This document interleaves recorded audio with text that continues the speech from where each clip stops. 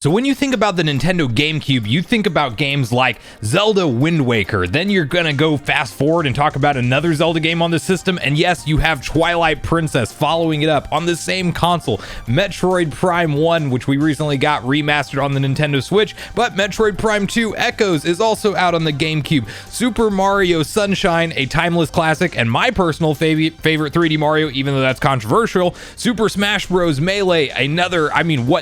this is what made Smash Bros. What it is today, in my personal opinion. FZero GX, so many other games that we will talk about and dive through in today's video, but I do want to have a broad conversation on what I really believe Nintendo will be doing for the foreseeable future with the GameCube library of games when it comes to the Nintendo Switch, and likely even some of the early portion of the successor to the Nintendo Switch in terms of game releases, because while we would love to think that this console makes the logical conclusion to be next in line on NSO, and I do believe this thing will be dropped into NSO one day, I also think it stands to reason that with what we've seen Nintendo do with their GameCube library of games recently, meaning the last few Nintendo Direct presentations and even some games prior to that Nintendo very well may forego or put on the back burner the GameCube library of games as an NSO option for a while, and rather choose to build out the majority of those games as re-releases or HD up-res and remasters that we are seeing slowly brought over in the year of 2023 and years before it. Because when you stop and look around from a first-party Nintendo games perspective, which is primarily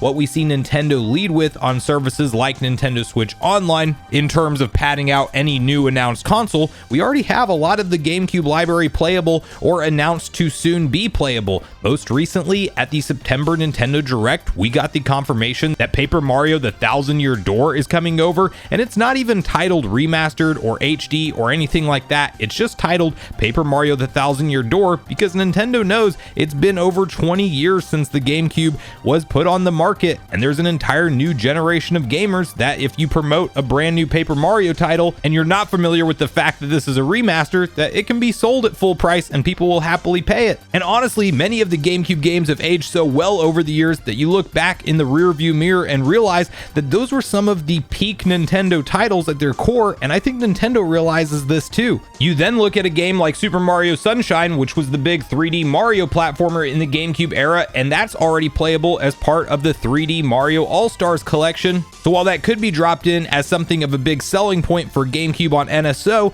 it's already gotten its modern enhancements with its HD up-res and its native widescreen support as part of a collection that Nintendo has already sold to us. Granted, you could make the argument that that's not actively being sold anymore, so you have to track down a physical copy, so you can give that game just a little bit of a pass in terms of it not actively being available right now to somebody who buys a brand new Nintendo Switch that maybe wants to buy it off of a digital storefront, but you can still find the game relatively easily. You then look at a game like Metroid Prime, which is one of my favorite titles of 2023 so far outside of Zelda Tears of the Kingdom. This game is a timeless classic and got all of the love and care from Nintendo and Retro Studios, and they went back and added in all the different controller options that we've seen over the years, in addition to bringing in some new controller options. And surprisingly, Nintendo, in a very rare consumer-friendly move, decided to price this thing at $40, which I would have happily paid a full $60 for it, especially considering that they reworked the textures,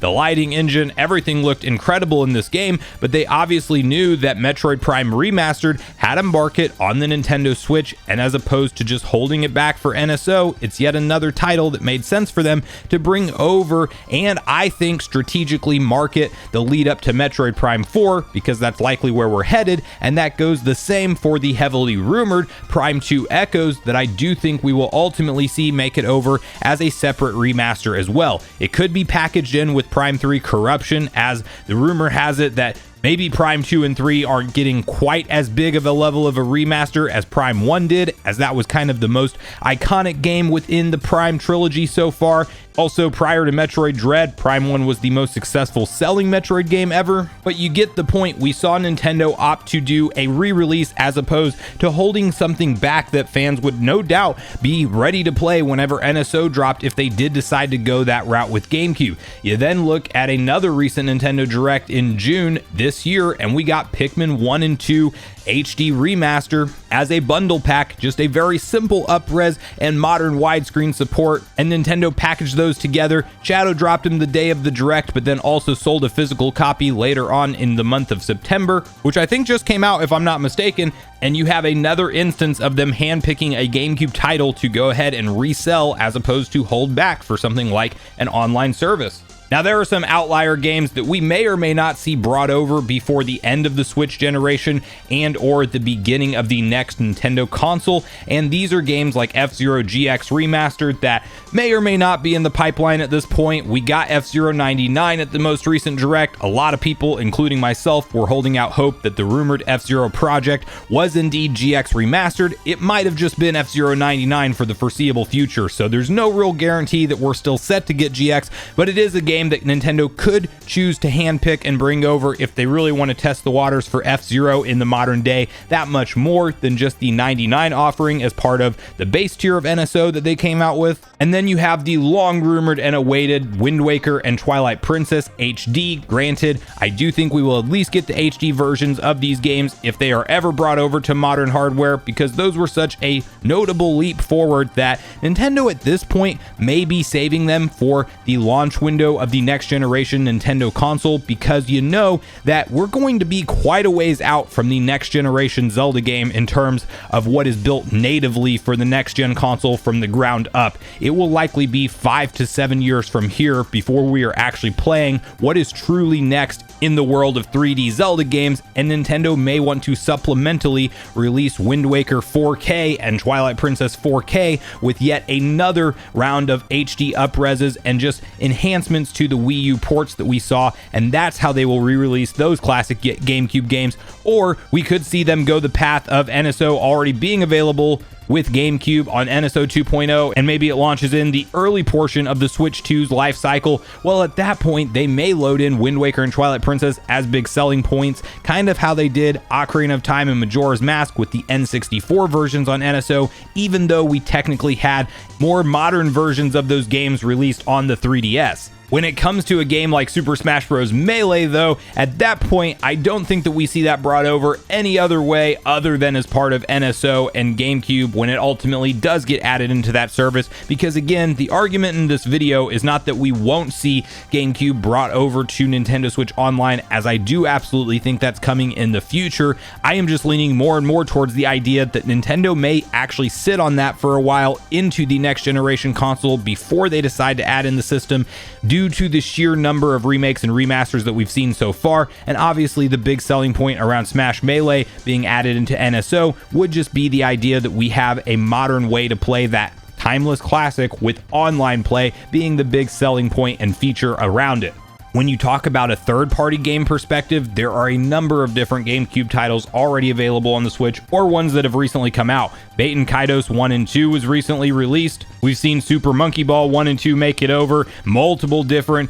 Resident Evils that were known on the GameCube are now playable on the Switch. Tales of Symphonia, and many others. You get the idea. Nintendo sees the GameCube library of games just a little bit different than what they see N64 and anything before it, because it is one of those times in Nintendo's gaming history where not only did we get top level quality products from Nintendo themselves, and that has gone down as one of their greatest achievements in gaming history in terms of the quality of their products, not necessarily from a sales perspective, but again, when you look back and realize how great games were coming out on the GameCube all the time, and you look at where they were at graphically, with that really being the last system that Nintendo chose to go the power route and try to compete with the other guys, being the Xbox and PlayStation 2 at the time. Those are all easy hand-picked projects that you can give to a development team that doesn't have to come up with brand new ideas from the ground up, but rather rework the textures, the lightings, make the controls more modern, and resell them for that $40 to $60 price point,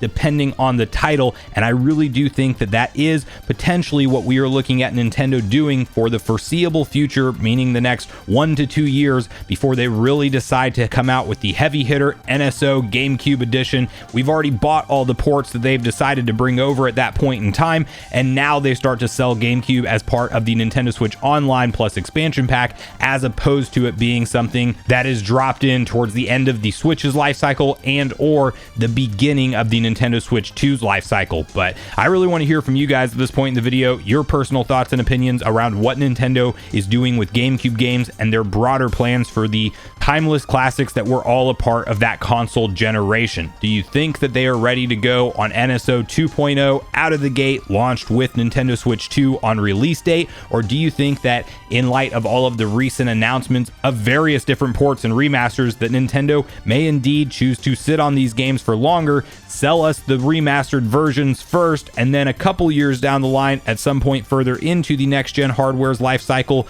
we will then start to see it brought into NSO with that same trickle drip feed release schedule that we know to expect from Nintendo with NSO? Or are you somebody that thinks that Nintendo actually has some wild curveball up their sleeve and we might actually see GameCube somehow dropped into the library of consoles available on the Switch that we have today? But regardless of your thoughts and feelings on everything we talked about today, I do look forward to hearing from you all in the comments down below before you leave the video, as I do look forward to getting a back and forth conversation started with you all around these topics. Go watch yesterday's video next if you haven't already, which is on screen right now. Also make sure you like, subscribe, turn on your notification bell, and I will see you guys in the next video.